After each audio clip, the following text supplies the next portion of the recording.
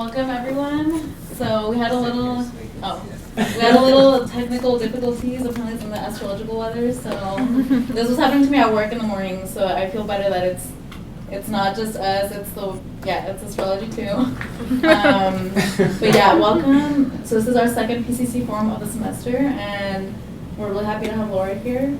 And I'm excited for this talk. So I've known Laura as a friend, and then I've had her for a class, and she's told me a lot about her dissertation, and just like hearing you talk about it in class, or just everything that you've shared in class, and just knowing you as a friend, I'm really excited to see like all the work that you put into this. So thank you for coming to that, and I'm really excited to see new faces here. So I know some people are coming from outside of CIS, so it's exciting that it's getting out there.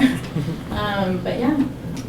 Yeah, thank you to those who are tuning in. Sorry the link just came out. And thank you everybody for coming. I'm also excited to hear more of Laura's work, and especially because I'm also, like Laura, very much interested in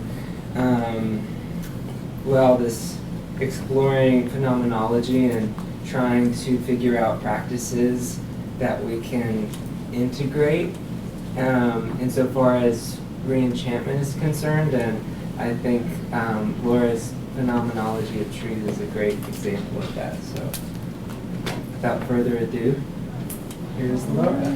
Thank you. Thank you, Natalie and Ashton. I appreciate it. Thank you everyone so much for coming. Excited to see all of your faces. This presentation, like Ashton and Natalie mentioned, is coming out of my dissertation work at the intersection of philosophy and ecology, looking at trees, particularly in the Western paradigm, and I'm also proposing participatory ways of relating using tools from the phenomenological tradition. Of course, trees are important around the globe, and deforestation has occurred throughout history. My work focuses on the West, which is my lineage, as the driving paradigm of environmental crisis. I'd like to start by unpacking my title a little bit. So I called this presentation To Know a Tree. First, by to know, I'm speaking less in terms of epistemological issues and more in terms of knowing in the relational sense. The same way you might say, I know this person or I know that person. By using this term, I'm also invoking the connection with the word consciousness, the original definition of to know with, connaître. I want to illuminate a knowing with trees. And as I hope to show by the end of this presentation, that trees are beings, there's no one way knowing in that. There's always a knowing with, a relationality. We can become aware of this relationality and choose how we interact with others like trees. So, this quote from phenomenologist Maurice Merleau-Ponty describes the project of this talk well. If I am to recognize this tree as a tree, then beneath this acquired signification, the momentary arrangement of the sensible spectacle must begin afresh, as if at the origin of the vegetal world, to sketch out the individual idea of this tree. So this quote is really talking about the phenomenological project to go back to the immediate experience. So I'd like to take some time to think about the question, what is a tree? Particularly from the biological sense. In contemporary botany, a tree is generally considered a plant of over 20 feet tall with a self-supporting woody stem, living for more than a year. But this definition actually leads to confusion with some plants. And interestingly, there's really no one agreed upon definition with biologists. Some trees, such as tree ferns, don't have a woody stem, but yet are considered trees. And other groups of trees that you might think of as trees, like bamboo and banana, aren't considered trees at all, even though the common eye might think that they are. One biology textbook cited the definition given by a recent English judge in a case involving a tree, saying anything one would ordinarily call a tree is a tree. So this kind of family resemblance idea. While I think formal definitions are important, most of us would know a tree when we see one. Trees and forests are deeply intertwined with the Western psyche. The modern forests in Europe formed after the Ice Age nearly 9,000 years ago. And since then, humans in that region have cleared the forest to build civilization and structure society. Trees have been a part of society for uses from meeting places, fuel wood, shipbuilding. Warships are a huge part of deforestation throughout history, as well as musical instruments and artistic endeavors. Trees and forests appear in religion, myth, literature. Forests are such a root metaphor of Western thinking, and culture was really created in the clearings of trees. For example, philosopher Martin Heidegger uses the concept of a clearing, Lichtung in his native German, referring to a forest clearing, exploring the unconcealment of being. Philosophers Gilles Deleuze and Félix Guattari even critique this arborescent or hierarchical structure of Western thinking, proposing instead a rhizomatic or networked and decentralized structure. Unfortunately, I don't have time today to go into the many places trees show up in the Western lineage, but our relationship to trees in the West has a long history in society, literature, philosophy, among other fields. For the project of this talk, though, I'd like to introduce you to the archetypal tree. This tree is imaginal and will likely be different for each individual, but has the characteristics of the most superlative trees on the planet. So I invite you to imagine your own archetypal tree as I share these facts about trees on the planet. Trees are exceptional organisms. There are over 3 trillion individual trees existing on the planet, or almost 400 trees for each human person as of a 2015 estimate. So for every person in this room, there are 400 trees existing on Earth. Approximately 100,000 species of trees exist on Earth, different individual species. The oldest tree species are more than 390 million years old. So they're the species as a whole is very, very old compared to just 300,000 years of Homo sapiens. So the trees predate us by quite a bit. Trees are some of the longest lived organisms on Earth. Famously, one of the oldest trees ever found, Prometheus, which I think our community would appreciate that name, is a bristlecone pine in California's Inyo National Forest. And it was felled in the 1960s by someone studying the age of trees, a dendrochronologist. Even though at the time it was common and this person got permission, he later found that his study boasted 4,844 rings. So this tree was almost 5,000 years old, and that tree is no longer with us. An older living bristlecone pine was recently found with 5,062 rings. So over 5,000 years old. So those are individual trees. There are also clonal trees. So these are trees which clone themselves usually through their roots, and they can be much, much older. Almost unbelievably, there's a clonal quaking aspen in Colorado that's called Pando that has roots that are at least 80,000 years old. Some authors claiming they could be over 1 million years old.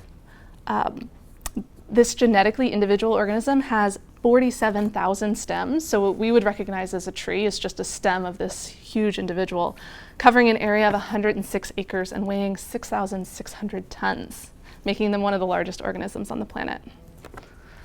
So trees are both the tallest and most voluminous organisms on the planet.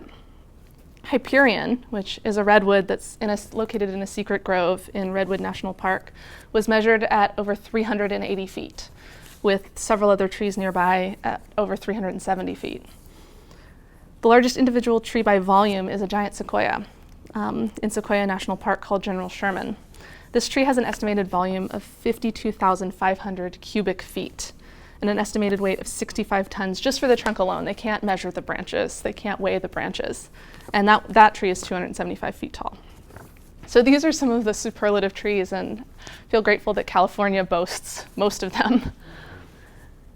However, the functions of an individual tree, even just the average variety, ones you might see outside CIS or in a national forest, are also very impressive.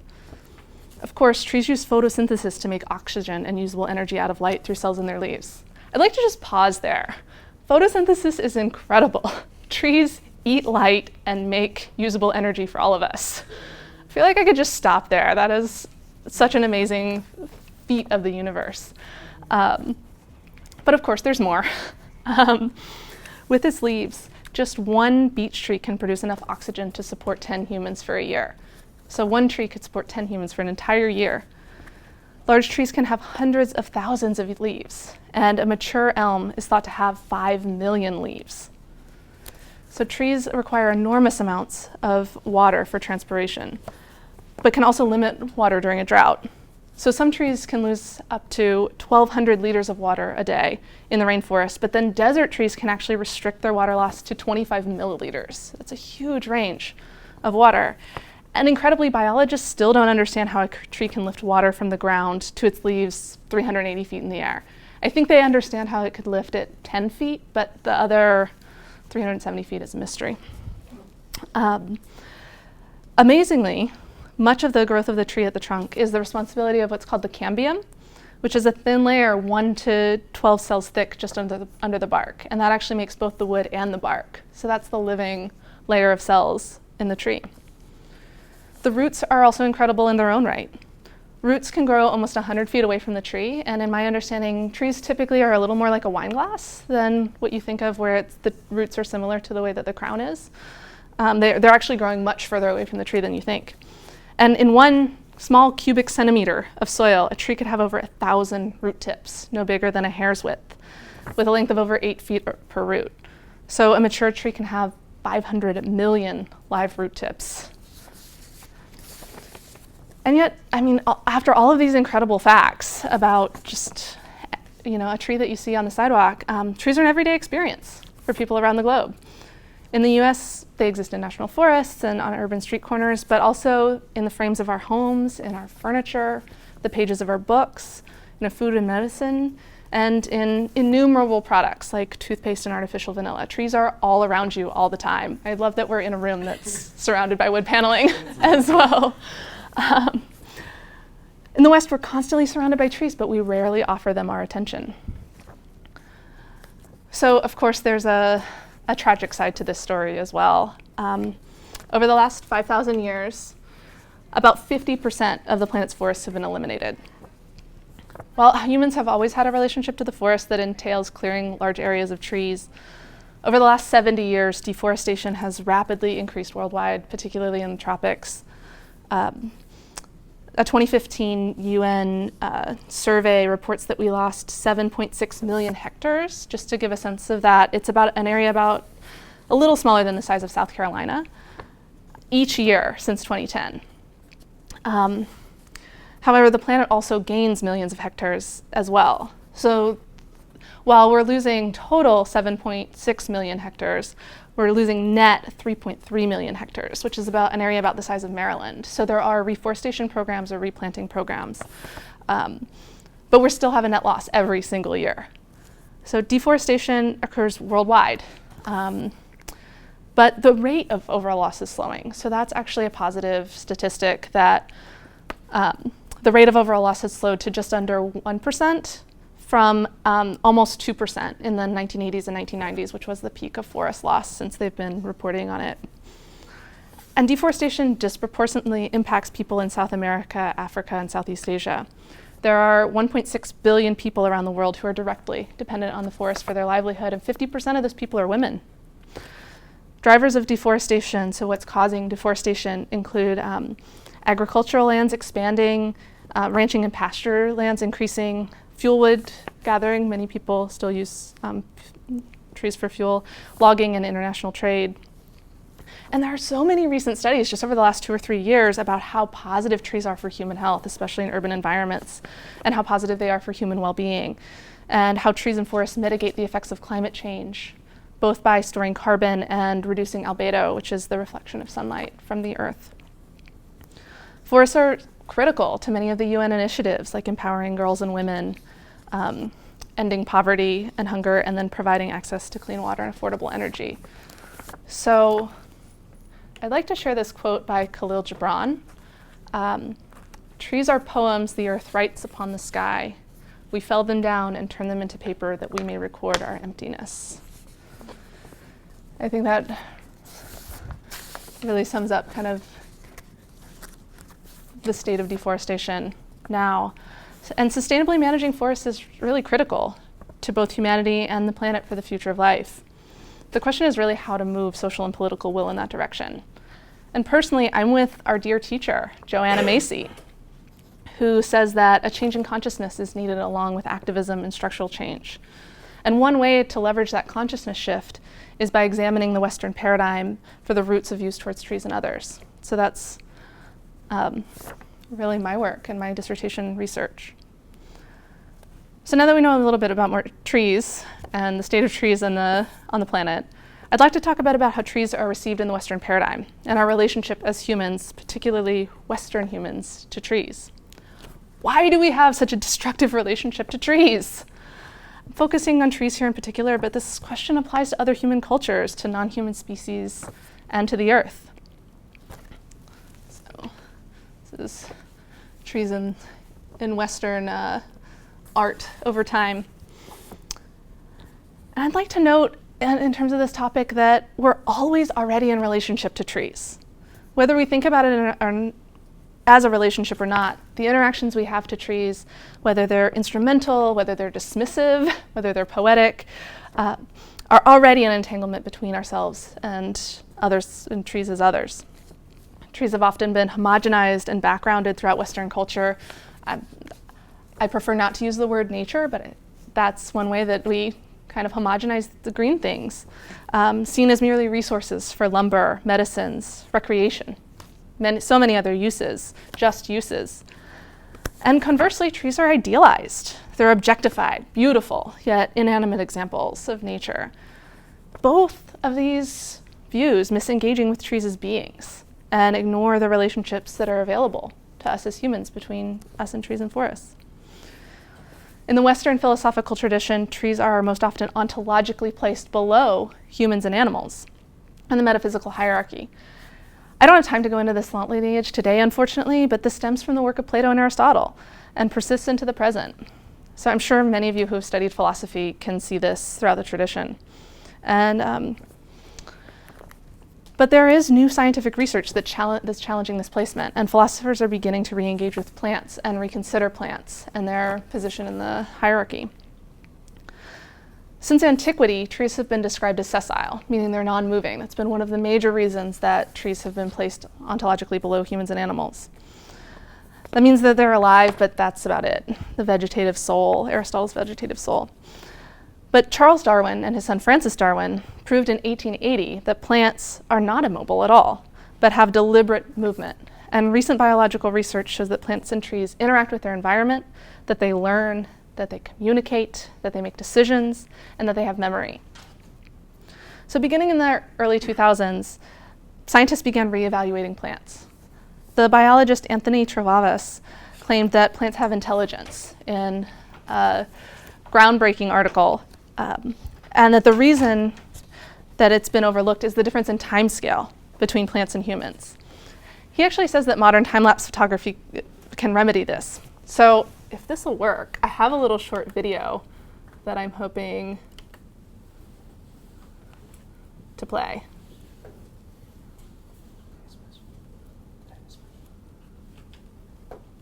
Like it was spinning.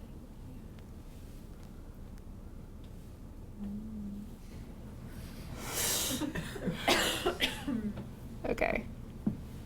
Let's see if this will work. There we go.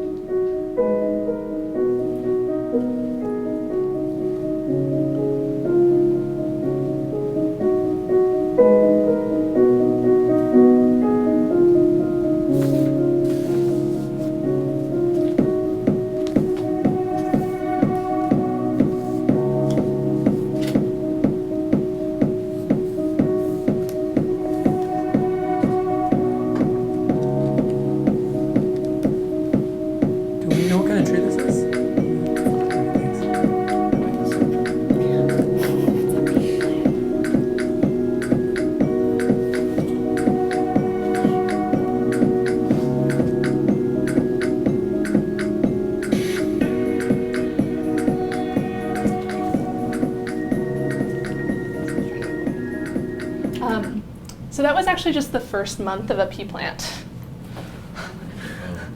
So you can imagine if there's that much movement in 1 month of a pea plant, imagine how much movement there is in an entire tree.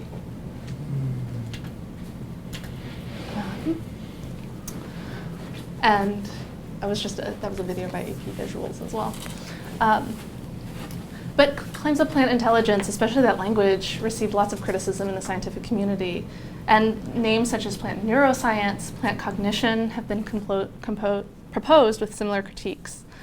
The language that has come to be used is plant signaling and plant behavior. Those are the acceptable terms for new research.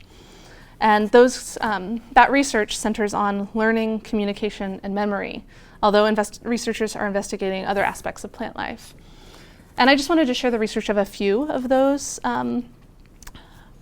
researchers. So forest ecologist Suzanne Simard, which if anyone has read The Overstory, which is a book that's come out recently, she's clearly one of the inspirations for Patricia Westerford, the character. She studies tree communication through fungal networks, as well as she's pioneered this idea of the mother tree or hub tree that provides resources to other trees.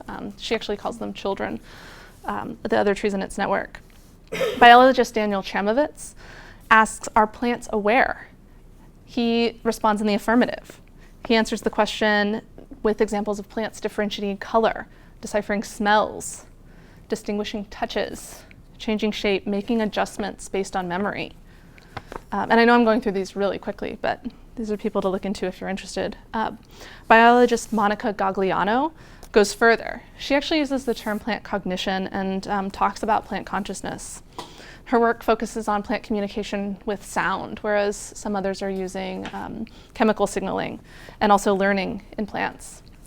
So some of the most incredible research shows that trees know their own roots and will only compete with the roots of other plants. They recognize their own species, offering help to offspring and neighbors. Trees communicate with other trees about pests and attackers, sounding the alarm for other trees nearby to produce chemical defenses. Trees are susceptible to infections and disease in much the same way that we are. They can become injured. So if their bark is cut, that gives opening and access to the cambium in the wood, and they can become ill, needing to repair the damage over time, just like us, and their history shows in their trunks and on their limbs. And there are so many more incredible ways that plants interact with our world that researchers are only just now understanding.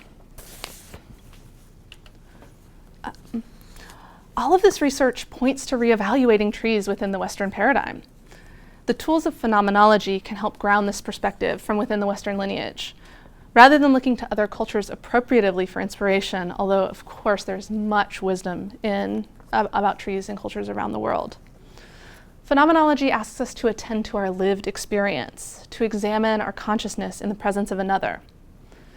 And when I examine my own immediate experience in the presence of trees that I've developed a relationship with, I can only see them as beings. The more I allow myself to slow down in their presence, the more their unique livingness shows over weeks and months. And the more I learn about how they exist in the world, the more respect that I have for their agency and intelligence. So if trees learn and communicate, remember, the science shows that there's arboreal agency and intelligence among us. If this is true, we must question being again. While there are many nuanced definitions of being throughout the Western philosophical lineage, we can continue to refine our definitions in light of this new research.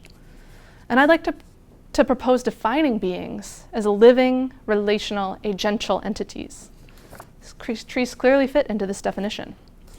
Even Heidegger, the great thinker of being, is ambivalent in his later work. In his letter on humanism, he claims living creatures, including both plants and animals, are both closely akin to us as humans and separated from our existent essence by an abyss. He comes unsatisfactorily to plants as worldless, without being, but they have an environment, or as he says, they belong to the covert throng of a surrounding into which they are linked. That quote from Origin of the Work of Art. When he talks about the abyss, he claims that language is this abyss, but can we really maintain that when the research tells us that plants communicate? I often kind of wonder if Heidegger would maintain that plants are worldless and without being if he had a chance to read the contemporary biological research. And just to be clear, when I make the claim that trees are beings, I'm not looking to say that trees and humans are the same. I also want to be very careful not to anthropomorphize trees. However, that we do use anthropomorphic language, like learning, communication, and memory, because other language isn't really available yet, and also because the parallels are revelatory.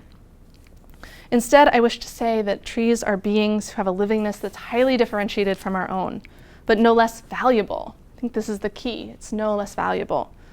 Seeing trees ontologically as beings requires that our interactions have a new ethical position as well. Trees are unknown wonders living in our midst. Trees planet-wide deserve our respect as beings, and as we continue in relationship to forests individually and collectively. As Heidegger says of an apple tree, let it stand where it stands. So of course, we'll still need to take some plants for our livelihood, for food and things, but we can do so in a way that doesn't threaten the rest of life on the planet. This is especially true for Western regions like ours that reap the benefits of deforestation elsewhere in the world. In the West, trees have deeply been intertwined with our history for thousands of years, and our relationship with them continues to reveal our humanity. Right now, the level of planetary destruction shows the depths of dysfunction in our paradigm, both in our oppression of other humans and our treatment of non-humans as mere resources. Because we are in the West are in a privileged position, as always, we have the choice to see things differently and interact with the earth in a way that promotes sustainability and justice. By reconsidering our actions with trees and forests, which are profoundly interconnected to human systems and inequities, we can reconsider ourselves and who we want to be in relationship with the earth. So I'd like to end with the evocative and almost panpsychist words of Francis Darwin, Charles Darwin's son, in his 1908 address to the British Association for the Advancement of Science. It is impossible to know whether or not plants are conscious, but it is consistent with the doctrine of continuity that in all living things there is something of the psychic. And if we accept this point of view, we must believe that in plants there exists a faint copy of what we know as consciousness in ourselves. Thank you.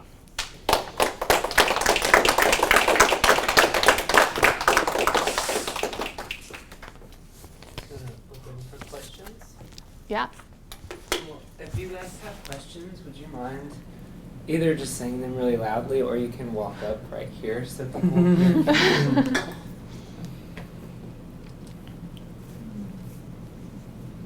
I have a question.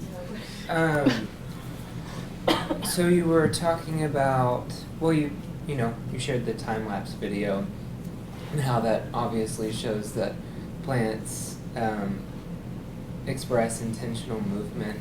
And I was just thinking about how these various new ways of approaching the science of trees is maybe attuning the people who are working on it to a different sense of time.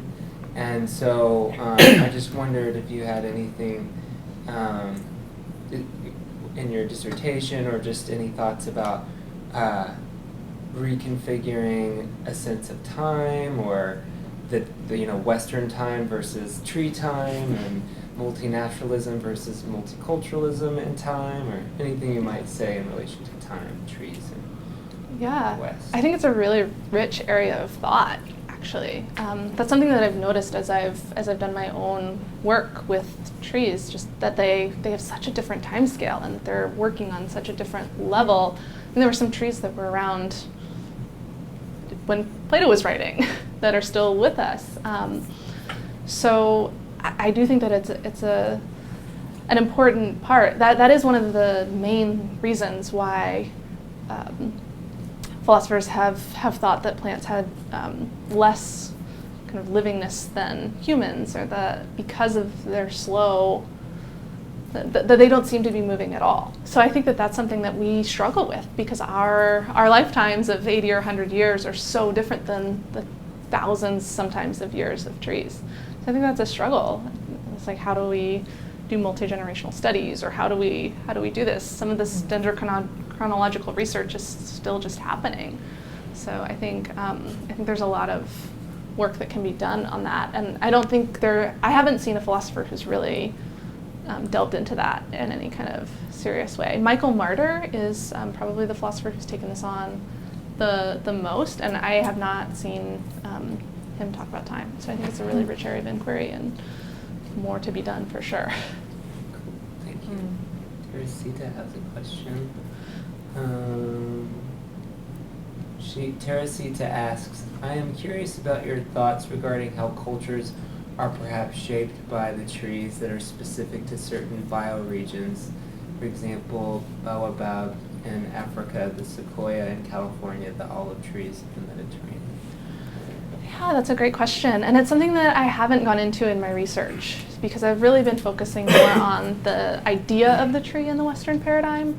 And I do think someone that I might point you to, Teresita, is Stephen Booner, who I have some critiques of, but I know he does a lot of work in that kind of way. And I think there's definitely differences in terms of trees. And I know that I'm consolidating and condensing when I talk about trees with just, there's so many different types of trees on the planet, and each with their own, like, to use an anthropomorphizing word, personality, and I'm sure that there's rich work that could be done there as well.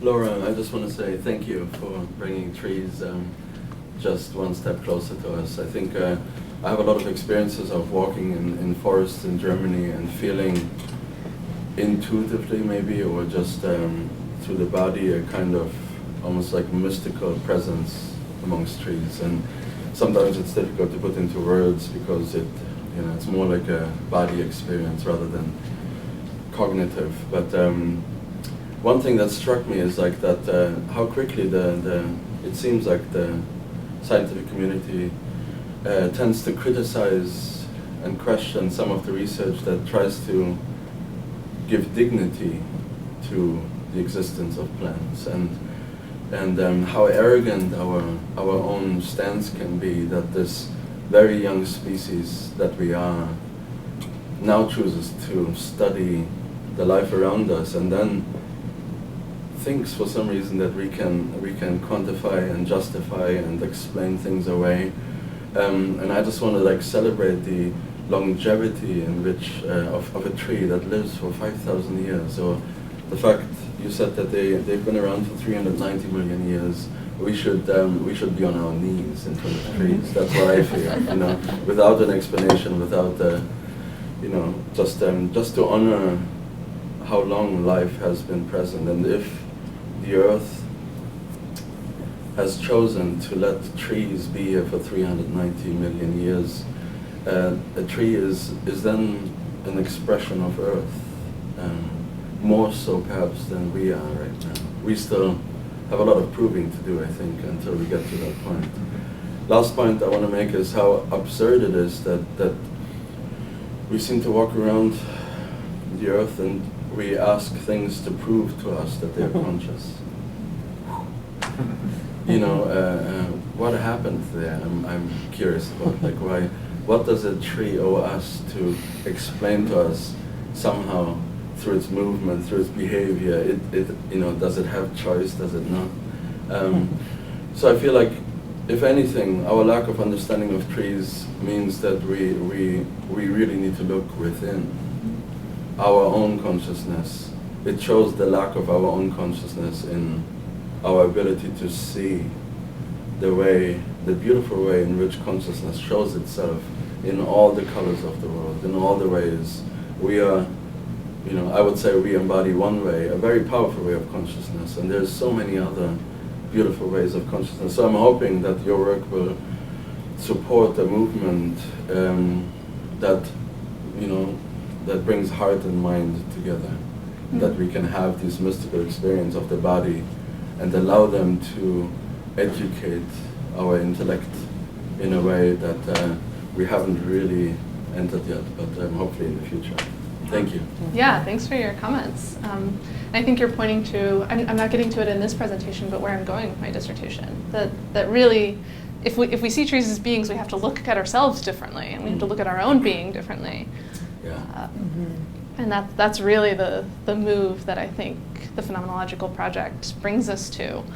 And yeah, your question of why do we ask these other entities to prove their consciousness to us? Yeah, I wonder that too. Hi, thank you as well. I did a master's thesis on exploring an erotic relationship with a tree. And erotic meaning, can I allow myself to be penetrated energetically by the tree, and what would I learn from that? So I'm wondering, and to try to do that, building on what you were saying, I engaged in practices to deepen my relationship to my own felt sense from the inside out, like what's happening, how am I showing up, and what's the feeling, and then making physical contact with the tree and trying to sense some communion and communication. Do you talk at all about embodiment in relation to consciousness, in relation to relating to trees in your? Yes, so Merleau-Ponty's work is really central in my dissertation, and he talks a lot about the phenomenology of perception and kind of the somatic experience of that, the immediacy of that experience. So that's kind of I know that's a very kind of intellectualized version of that.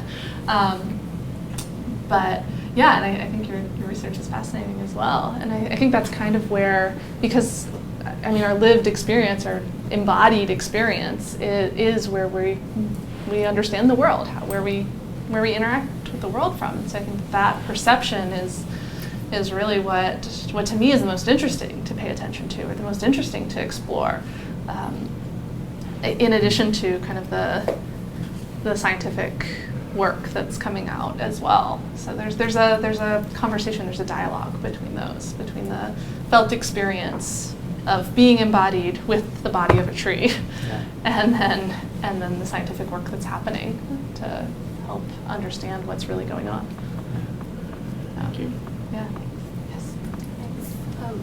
So thinking of trees as beings and the idea of a mother tree, a children tree, and a community of trees and how they interact and communicate, what can the effect of a 5,000-year-old tree being cut down like that one in the 60s? What kind of effect of that tree being cut down, what can it have on the environment and the trees around it and the living things within the canopy? Yeah, that's such a great question. I think that there's not enough research on that, really. But I think that the research that is happening is showing that it's so much more impactful than we realize. This one picture that I showed, let me go back. This one is actually a picture that I took of this tree called angel oak in South Carolina. And it's one of those trees that you see on the internet in the photos of amazing trees all the time.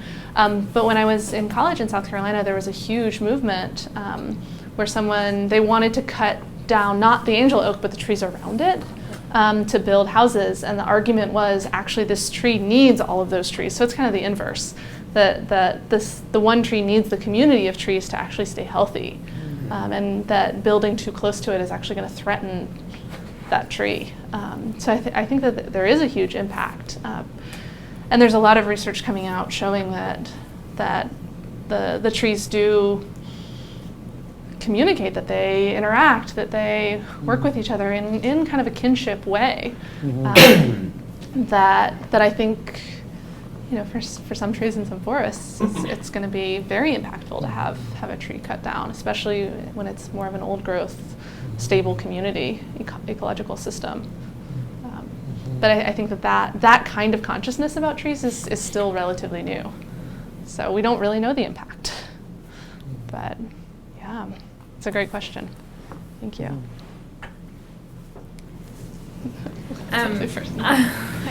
Sure. I'm curious about the implications of seeing trees as beings. And I'm also curious about the implications maybe just from your experience of phenomenological inquiry into a tree or a phenomenological inquiry into a forest, or whether the two bleed together, and then the intersection of that bleeding with the implications of trees as beings and how it reflects back on us, or how it changes our self-reflection. Yeah, thanks. This is something that I'm still working into. Okay. My dissertation isn't finished yet, so I feel like I'll have a little more for you in about 6 months. But thank you for asking that, though. That's exactly where my research is moving, and I think what I'd like to propose is more of a participatory paradigm, where we're in relationship, conscious relationship and careful relationship with those beings. And then I think that leverages into lots of other areas of our interactions with the world as well. And I love your question about the phenomenology of forests rather than just trees, because I've been focusing on trees, but the more that I focus on trees, the more I realize how interconnected they are with the other trees, with the other plants, with the animals, with the insects, with the fungus, with all of that. So there really isn't a tree alone, ever. Yeah. And I think that that's part of, I think, the problem of the Western hierarchical view of trees, that you so often see this like kind of phallocentric, phallus-shaped tree where it's like missing the roots, it's missing everything else around it. I could overlay all of those problems on the problem with the Western view of humans as thinking that we're separate. Yeah. Yeah. And it's the separation that I think is problematic. And I think the more that I look into this, the more interconnections I find and the more interconnections that I see. And that's where I think the participatory view comes into play. And yeah, I'm hoping to, there's a lot of that theory that's already existing, and I'm hoping to also work on expanding that as well. Well, I love the approach with phenomenology just because, I find that to be the core kind of place where we, derive truth of things. But I think that it becomes kind of difficult because it invites a certain intersubjectivity where it invites this idea that, you have to welcome and accept a kind of materialistic phenomenology. There is a certain extent that you can't define for another what their experience is. And if they experience, well, this is a tree, this is just for me, this is, it only exists insofar as it is a material to be used by me, and that is my experience of it. That kind of begets a real difficulty when you're talking about especially relational aspects with nature and trees themselves. And I'm kind of wondering if there's actually a place for, or if the materialistic phenomenological pursuit or experience, if there is actually room in that for an interrelational kind of way of being that is more kind of wholesome and sustainable, such that it is actually begetting a relation and still materialistic. It is still materialistic and being like, okay, this is just neurons and firing and all of these things, Like I saw the other day online in Damanhur, they're having a concert with trees. And there's, they're hooking it up to these mechanisms that are receiving them, and they're producing music. On Indiegogo, they're selling this thing that's doing the same thing. I have no idea how it connects with trees, but it allows you to kind of just materialistically, to that extent, even hear a certain resonance in a song emanating from the tree itself that's undeniable, as materialistic as you can possibly get. So is there sort of research that you've been doing along the lines of like the extent to which materialism can even still meet with this phenomenological understanding and relation with trees? Yeah, to answer your question, I have quite a few things to say, actually. Just kind of regarding your kind of question about the individual piece, I want to bring in Owen Barfield's work and his Saving the Appearances, where he talks about, why are the words slipping out of my head, collective representations. And the way, he's not quite a phenomenologist, but close. And he talks about kind of about the collectivity, the way that we kind of create our representations of the world collectively, and that's kind of what we consider real. And so I think that the phenomenological project, like Husserl, was really trying to make a science of consciousness. And I think that that's important, and we have to counterbalance that with reports of other people's ideas of consciousness. And the materialistic part, I think, I have lots of thoughts. I actually think that phenomenology can be pushed further, and that when we really look into our conscious experience, it goes well beyond materialism. But what I think is the beauty of phenomenology is that, at least for me, in my projects, I'm really looking to kind of leverage the scientific materialistic worldview a little apart.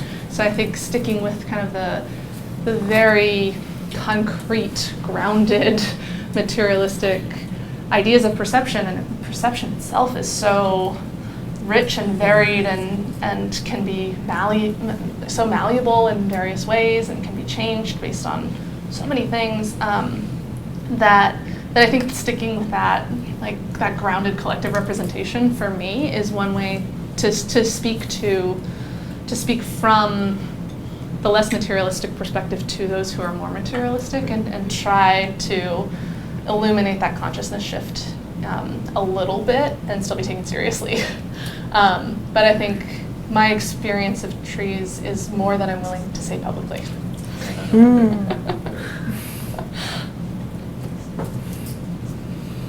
Unless someone else wants to Yeah, say does anyone who hasn't spoken want to say anything? Yeah, I guess so. I was thinking about Ashton's question, or comment on time, and the relationality piece, and and the subject-object piece, and relationship seems to be the key. That's what seems to come out of quantum mechanics, is that the subject-object division is kind of an illusion, because it's not anywhere absolute, because it's ultimately a relationship between us and the universe. And so I saw this really sad article on the trees in the Sequoia National Forest, where they just redid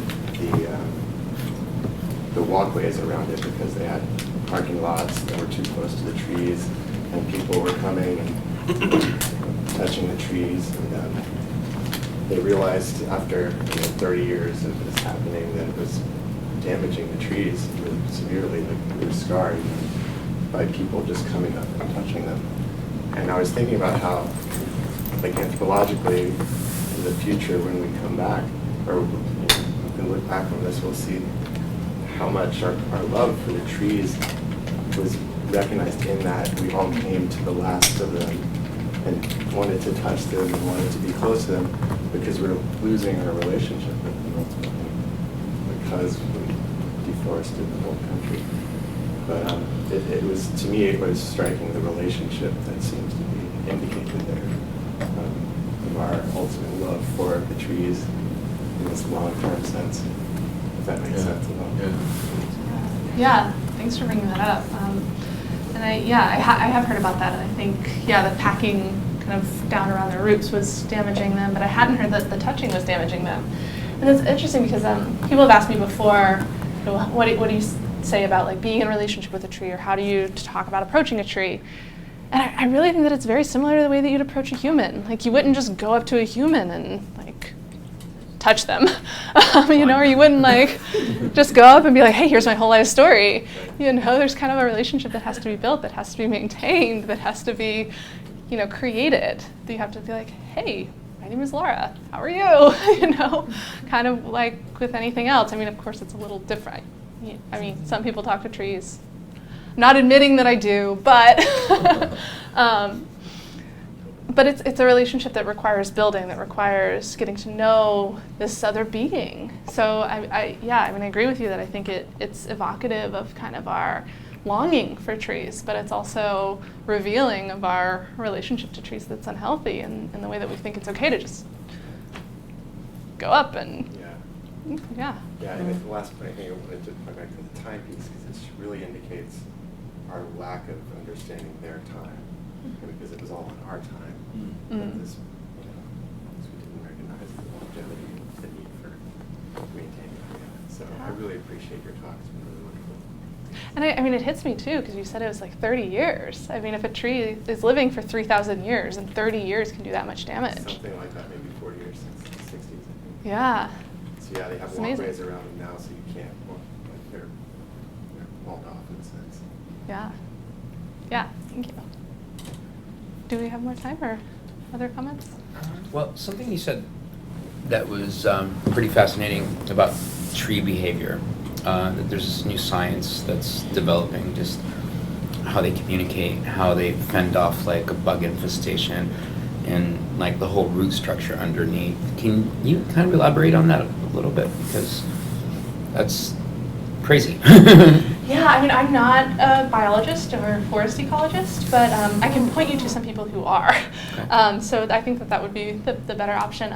Peter Wohlleben is a German forester, and he wrote The Hidden Life of Trees, which is kind of a more popular book. Yeah. And then also Suzanne Simard is a forest ecologist, and she has some TED Talks specifically about their communication. So I would definitely suggest those people. I think the research that's coming out is really amazing, and it's so new, and Yeah. you know, I'm still trying to understand it also. But and also, I guess I would just caution too. The more that I look into these scientific reports, the less I trust the popular, especially the headlines of them, like trees talk to each other. It's not quite like that. It's more like there's this one specific chemical that was signaled from this tree to that tree. Yes, transmission through the root structure. It's Yeah. a form of communication. Yeah, apparently they actually connect with the I can't say this word, mycorrhizal? Yeah, Mycorrhizal? mycelium. The mycelial networks and Right. and transfer. Suzanne Simard was talking about like how they transfer carbon between each other actually. Right. So yeah, but there's a lot out there. It's brand new. Secret Life of Trees or Plants? Trees.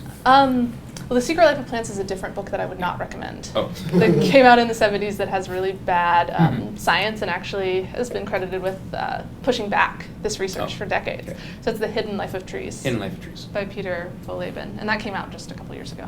Yeah. Any other questions, or? How are you? Are you good? Anybody online?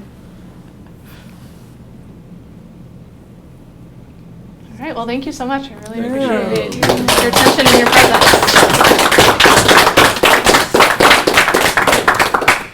presence.